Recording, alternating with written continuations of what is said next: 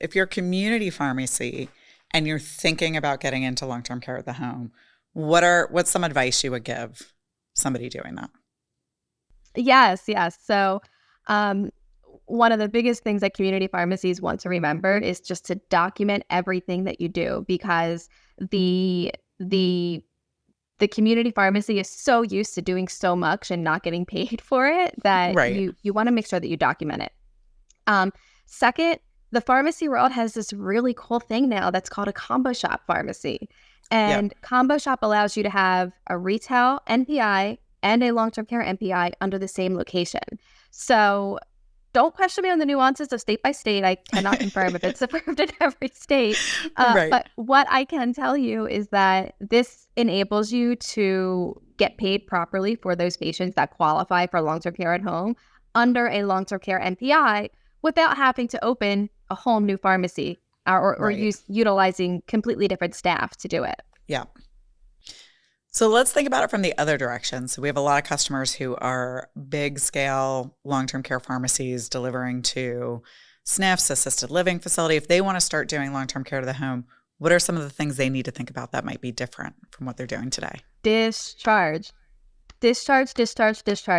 There's so much opportunity for long-term care pharmacies at the point of discharge. And, I haven't been in long-term care pharmacy for a long time.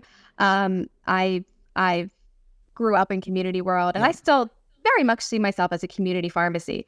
But there is so much opportunity for long-term care pharmacies to really get into supporting the patient at discharge. And I think that there's been a lot of efforts with that as far as being able to do that last fill and send that fill to the home, but don't let that patient drop off. A lot of times those patients still need additional level of support. They still have services in the home that would qualify them for long-term care. And there's just so much capability on the pharmacy to be able to support that patient and make sure that they're hitting their metrics. And I say they're hitting their metrics as the facilities and the Right. hospitals are hitting their metrics with their rehospitalization rates, their Yeah. PDC rates. Um, you have those patients, you already have their information, you know what medications they're on, you know who their doctors are. You Right. have to be able to support them in the home.